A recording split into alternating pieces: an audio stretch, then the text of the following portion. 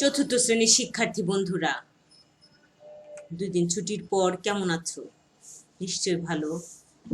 আমিও ভালো আছি। আমি তোমাদের লিপি টিচার, বাংলা দ্বিতীয় পত্র ক্লাসে আছি আমরা আজকে। তো আমরা গতদিন ব্যাকরণ সম্পর্কে পড়েছিলাম। তো আজকে ব্যাকরণের অর্ধেকটা শেষ করেছিলাম। বাংলা ব্যাকরণ কাকে বলে, বাংলা ব্যাকরণের সংজ্ঞা পর্যন্ত শেষ করেছিলাম। তা আমরা আজকে আসবো ব্যাকরণের আলোচ্য বিষয়। আমরা আজকে আসছি ব্যাকরণের আলোচ্য বিষয়ের মধ্যে। ব্যাকরণের আলোচ্য বিষয় 4টি, যথা ধ্বনিতত্ত্ব, শব্দতত্ত্ব, বাক্যতত্ত্ব, অর্থতত্ত্ব। তোমাকে এটা জানতেই হবে। ব্যাকরণের আলোচ্য বিষয় 4টি থাকবে। এটা তুমি যখন আরো বড় ক্লাসে পড়বে, 5, 6, 7, প্রত্যেকটা ক্লাসের মধ্যেই তুমি এই আলোচ্য বিষয়গুলো বিশালভাবে পাবে, ব্যাপকভাবে পাবে। তুমি এখন শুধু ক্লাস 4-এ তুমি এটা শুধু জেনে নাও যে ব্যাকরণের আলোচ্য বিষয় 4টা। আমি এই প্রত্যেকটা তত্ত্বগুলো একটু পড়ে দিচ্ছি, কারণ এটা সঠিক উত্তর আছে। যে তোমাকে এই প্রত্যেকটা তত্ত্ব কাকে বলে এটা মুখস্থ করার একদম দরকার নেই, তুমি শুধু জেনে রাখো যে ধ্বনিতত্ত্ব কি। এটা এবার চলো আমরা দেখি ধ্বনিতত্ত্ব কি।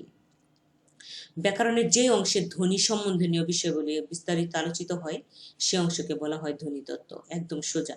আমরা ধ্বনি পড়বো, ব্যাকরণের পরে আমরা ধ্বনিতে যাব।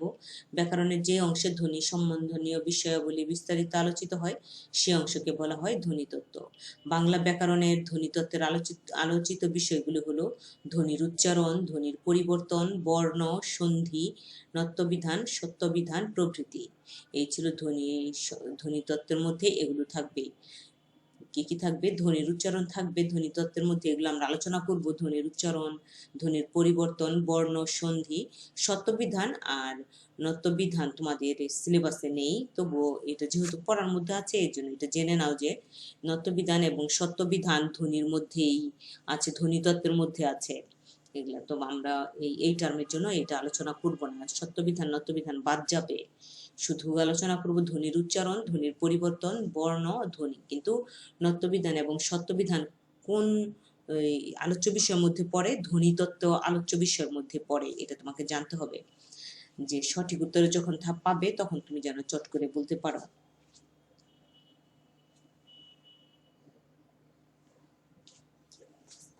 আচ্ছা, এবার আসি হলো শব্দতত্ত্ব। শব্দতত্ত্ব আসো। শব্দতত্ত্ব হলেও এই ব্যাকরণের যে অংশে বাক্যে ব্যবহৃত শব্দ বা পদের বিভিন্ন রূপের গঠন প্রকৃতি বিশ্লেষিত হয়। ব্যাকরণের, খেয়াল করো একটু, যে ব্যাকরণের যে অংশে বাক্যে ব্যবহৃত শব্দ বা পদের, আমরা এখন শব্দ কি পদ কি এগুলো কিন্তু জানি না, এগুলো কিন্তু আমরা আলোচনা করব, এখনো করিনি। ব্যাকরণের মধ্যে এগুলো পাচ্ছি। এখন রূপের গঠন প্রকৃতি বিশ্লেষিত হয়, সে অংশকে বলা হয় শব্দতত্ত্ব। বাংলা ব্যাকরণের শব্দতত্ত্বের আলোচিত বিষয় শব্দের গঠন, শব্দের প্রকারভেদ, পদ, পদ পরিবর্তন, উপসর্গ, লিঙ্গ, বচন, প্রত্যয়, কারক, সমাস, এগুলো সব থাকে শব্দতত্ত্বের মধ্যে। এগুলো পাবো আমরা, এগুলো আলোচনা করবো আমরা পরপর। তবে সবগুলো এই টার্মে নেই, এগুলো হলো যাবে হলো ধারাবাহিকভাবে। কিছু সেকেন্ড টার্মে আছে, কিছু থার্ড টার্মে আছে। জন্য কিন্তু তোমার শব্দতত্ত্বের মধ্যে এই জিনিসগুলো আমরা পাবো, সেটা আগেই জানিয়ে দিচ্ছি, এবং ব্যাকরণ তাই বলে। এবার আসি হলো বাক্যতত্ত্ব। বাক্যতত্ত্বের মধ্যে দেখো কি কি পড়ে। বাক্যের মধ্যে পড়বে হলো ব্যাকরণের যে অংশে মানুষের বাক প্রত্যঙ্গজাত ধ্বনি সমন্বয়ে গঠিত শব্দ সহযোগে সৃষ্ট পূর্ণ অর্থবোধক বাক প্রবাহের বিশেষ বিশেষ অংশকে বিশ্লেষণ করা হয়, সেই অংশকে বলা হয় বাক্যতত্ত্ব। বাংলা ব্যাকরণের বাক্যতত্ত্বের আলোচ্য বিষয় বাক্যের অংশ, বাক্যের প্রকারভেদ, বাক্য পরিবর্তন, পদক্রম, বাগধারা, বাক্য রীতি, বাক্য সংকোচন, বিরাম চিহ্ন প্রভৃতি। এগুলো হলো তোমার অনেক কাজ, এটা এটা বাক্যতত্ত্বের মধ্যে আছে। এগুলো আমরা আলোচনা করব। আমি বলেছি প্রথমে এগুলো আমরা ধারাবাহিকভাবে, ফার্স্ট টার্মে কিছু আছে, সেকেন্ড টার্মে কিছু আছে, তারপর থার্ড টার্ম পর্যন্ত আছে, এগুলো আমরা আলোচনা করব। এবার আসি অর্থতত্ত্ব। অর্থতত্ত্বের মধ্যে আছে ব্যাকরণের যে অংশে শব্দের অর্থ বিচার, বাক্যের অর্থ বিচার, অর্থের বিভিন্ন প্রকারভেদ ইত্যাদি আলোচনা করা হয়, সেই অংশকে বলা হয় অর্থতত্ত্ব। বাংলা ব্যাকরণের অর্থতত্ত্বের আলোচ্য বিষয়গুলো হলো বাংলা শব্দের অর্থবিচার, বাক্যের অর্থবিচার, অর্থের বিভিন্ন প্রকারভেদ প্রভৃতি। এই যে আলোচ্য বিষয় চারটা যে এখন আমি তোমাদেরকে পড়িয়েছি, এখন ধ্বনিতত্ত্ব, শব্দতত্ত্ব, বাক্যতত্ত্ব, অর্থতত্ত্ব, এই চারটা তুমি সিডাব্লিউ খাতায় লেখার তোমার দরকার নেই, ঠাটা মুখস্থ করার কোনো দরকার নেই। একটু শুধু জেনে রাখো যে আমরা কি কি এখান থেকে আলোচনা করব, এগুলো আমরা ধারাবাহিকভাবে আগা যাব। উপরে ক্লাসে গেলেও তুমি এগুলো পাবে, সব যে তুমি ক্লাস 4-এ আলোচনা করব তা না, এগুলো তোমার আস্তে আস্তে 5-এ যাবে, 6-এ যাবে, 7-এ যাবে, তুমি ধীরে ধীরে তুমি এগুলো আলোচনা করে করে শিখে শিখে তুমি উপরে ক্লাসে যেতে পারবে।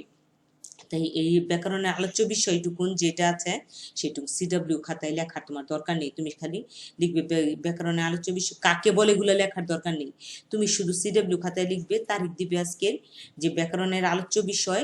বাংলা ব্যাকরণের আলোচ্য বিষয় হলো 4টি, যথা ধ্বনিতত্ত্ব, শব্দতত্ত্ব, বাক্যতত্ত্ব, অর্থতত্ত্ব।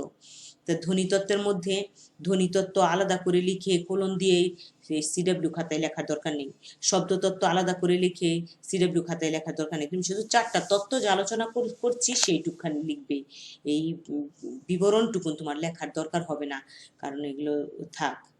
তারপরে এবার আসি হলো অনুশীলনীতে যাব। দেখো অনুশীলনীতে প্রথমে গিয়ে আমরা কি দেখলাম, কতগুলো প্রশ্ন দেখলাম যে ব্যাকরণ শব্দের অর্থ কি, ডক্টর মোহাম্মদ শহীদুল্লাহ ব্যাকরণের সংজ্ঞা লেখো, ব্যাকরণ পাঠের প্রয়োজনীয়তা লেখো, এগুলো সিডাব্লিউ খাতে আমরা লিখেছি না বন্ধুরা বলো? তো বাংলা ব্যাকরণের আলোচ্য বিষয় কয়টি ও কি কি, শব্দতত্ত্ব কাকে বলে, দরকার নেই এটার উত্তর কাকে বলে, এটা দরকার নেই, অর্থতত্ত্ব কাকে বলে, এটাও দরকার নেই। এখান থেকে 9-10 বাদ যাচ্ছে। ব্যাকরণ কাকে বলে, ব্যাকরণের বৈশিষ্ট্য লেখো, বাংলা ব্যাকরণ কাকে বলে, ধ্বনিতত্ত্ব কাকে বলে, বাক্যতত্ত্ব কাকে বলে। এখান থেকে 9-10 আর ওখান থেকে 8 9 আর 11, 9 8 9 10 11, নিচে 4টা প্রশ্ন তোমার দরকার নেই, তুমি 7 পর্যন্ত সিডাব্লিউ খাতায় লেখা হয়েছে, আর দ্বিতীয়বার লেখার দরকার নেই, তুমি এটা সিডাব্লিউ খাতায় করেছো। আর এই তত্ত্বগুলো কাকে বলে এগুলো লেখার দরকার নেই, তোমাকে শুধু জানাচ্ছি যেন এটা সঠিক উত্তরে আমরা কি কি আলোচনা করব এগুলো আমি জানিয়ে দিয়েছি, এর জন্য এটা পড়িয়েছি। এখন দেখো তারপরে যাই শূন্যস্থানে। ভাষাকে অনুসরণ করে ব্যাকরণ সৃষ্টি হয়, ভাষাকে অনুসরণ করে ব্যাকরণ সৃষ্টি হয়। আর প্রথম বাংলা ব্যাকরণ লেখেন ন্যাথানিয়েল, এটা লটা একটু বুঝে নিও, ন্যাথানিয়েল ব্রাসি হ্যালেট, এটা বাংলা বইয়ের মধ্যে পড়ার মধ্যে আছে। প্রথম বাংলা ব্যাকরণ কে লেখেন, ন্যাথানিয়েল ব্রাসি হ্যালেট, এটা তুমি আবার বই দেখেও সুন্দর করে লিখবে।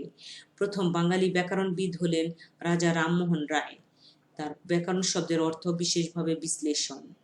ব্যাকরণ ভাষা শুদ্ধরূপে বলার ও লেখার একটি সহায়ক শাস্ত্র, এগুলো একটু যত্ন করে পড়ো এবং লিখো, এগুলো একটু শব্দগুলো একটু ভিন্ন এবং একটু না জানলেই নয়, তোমাকে অবশ্যই জানতে হবে।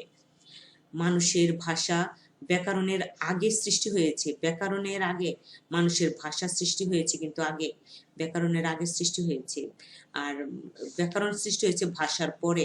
এর জন্য প্রশ্নটা যদি তুমি যখন পড়ার মধ্যে তুমি দেখবে যে ব্যাকরণের এই বৈশিষ্ট্যের মধ্যে তোমার আছে যে ব্যাকরণ ভাষার পরে সৃষ্টি হয়েছে, এই জন্য এখানে একটু ঘুরিয়ে দিয়েছে যে মানুষের ভাষা সৃষ্টি হয়েছে, তাহলে ব্যাকরণের আগে একটু উল্টে যাবে, এই জন্য এটা লেখার সময় একটু খেয়াল করে লিখো।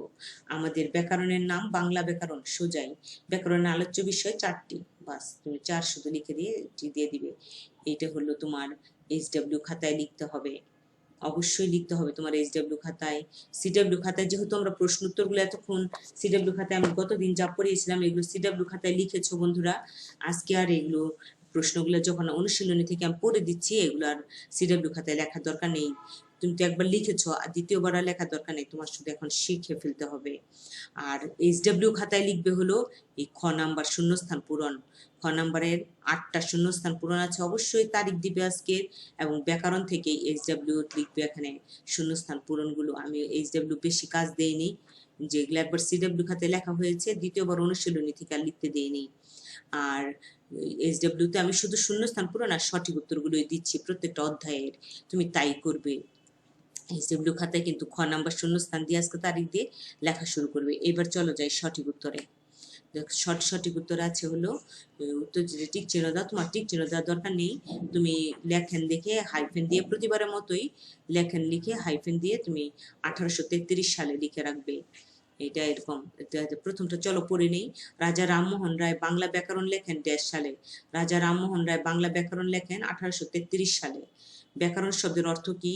ব্যাকরণ শব্দের অর্থ বিশেষভাবে বিশ্লেষণ। ব্যাকরণকে কি বলা হয়? ব্যাকরণকে বলা হয় ভাষার সংবিধান। সরি। ব্যাকরণ কাকে অনুসরণ করে চলে? ব্যাকরণ ভাষাকে অনুসরণ করে চলে। বাংলা ভাষাভাষী মানুষের ব্যাকরণ কোনটি? বাংলা ভাষাভাষী মানুষের ব্যাকরণ বাংলা ভাষার ব্যাকরণ। ব্যাকরণ এসেছে কখন? ব্যাকরণ এসেছে ভাষা সৃষ্টির পরে, বা একদম জোর করেই বলছি, শক্ত করে কথা বলছি, খেয়াল করো। ভাষা সৃষ্টির পরে ব্যাকরণ এসেছে। যে শাস্ত্রে ভাষার বিচার ও বিশ্লেষণ আছে তাকে বলে ব্যাকরণ। এই এখানে 7টা সঠিক উত্তর আছে। 8 নম্বর হলো বাংলা ব্যাকরণের আলোচ্য বিষয় কয়টি? বাংলা ব্যাকরণের আলোচ্য বিষয় 4টি। সন্ধি ব্যাকরণের কোন অংশে আলোচিত হয়? সন্ধি ব্যাকরণের ধ্বনিতত্ত্ব আলোচিত হয়। আমি আলোচনা করে দিয়েছি, আমি বলেছিলাম যে কাকে বলে গুলো লেখার দরকার নেই, শুধু তুমি একটু আলোচনা করে দিচ্ছি, তুমি মন দিয়ে শোনো, সঠিক উত্তরে পাবে। সঠিক উত্তরগুলো কিন্তু তোমার ঠিকভাবেই পড়তে হবে। সন্ধি ব্যাকরণের কোন অংশের আলোচ্য বিষয়? ধ্বনিতত্ত্বে। এটা হাইফেন দিয়ে লিখে ফেলবে। পদ ব্যাকরণের কোন অংশে আলোচিত হয়? শব্দতত্ত্বে। বাগধারা ব্যাকরণের কোন অংশে আলোচিত হয়? বাক্যতত্ত্বে। নির্ভুলভাবে ভাষা শেখার সহায়ক শাস্ত্র কোনটি? নির্ভুলভাবে ভাষা শেখার সহায়ক শাস্ত্র হলো ব্যাকরণ। যে পুস্তক পাঠ করলে বাংলা ভাষা শুদ্ধ রূপে পড়তে, বলতে ও লিখতে পারা যায় তাকে কি বলে? তাকে বলে বাংলা ব্যাকরণ। ব্যাকরণ নিচের কোনটি নিয়ন্ত্রণ করে? ব্যাকরণ নিচের ভাষা, নিচের আর দরকার নেই, তুমি লিখবে ব্যাকরণ ভাষা নিয়ন্ত্রণ করে। তারপরে 15 নম্বর, নত্য ও সত্যবিধান ব্যাকরণের কোন অংশে আলোচিত হয়? ধ্বনিতত্ত্বে। নত্যবিধান ও সত্যবিধান ধ্বনিতত্ত্বে আলোচিত হয়। এইটুকু তোমাকে জানতে হবে যে এগুলো বিষয়গুলো কোন কোন অংশে আলোচিত হয়। এইটুকু একটু ভালো করে পড়ে তারপর তোমার সঠিক উত্তরগুলো লিখতে হবে। তো এর জন্য আজকের পাঠ এই পর্যন্ত থাকলো। আবারও বলছি, তুমি HW করবে হলো শূন্যস্থান পূরণ আর সঠিক উত্তরগুলো। আজকে তারিখ দিবে, তারপরে তুমি অধ্যায়ের নাম লিখবে HW খাতায়, অধ্যায়ের নাম লিখে পড়াটার নাম লিখবে, পড়ার নাম লিখে তারপর তুমি শূন্যস্থান পূরণ যে কয়টা আছে ওই কয়টা লিখে ফেলবে। আর সঠিক উত্তর আছে 15টা সঠিক উত্তর লিখে ফেলবে। HW এইটুকুনি কাজ।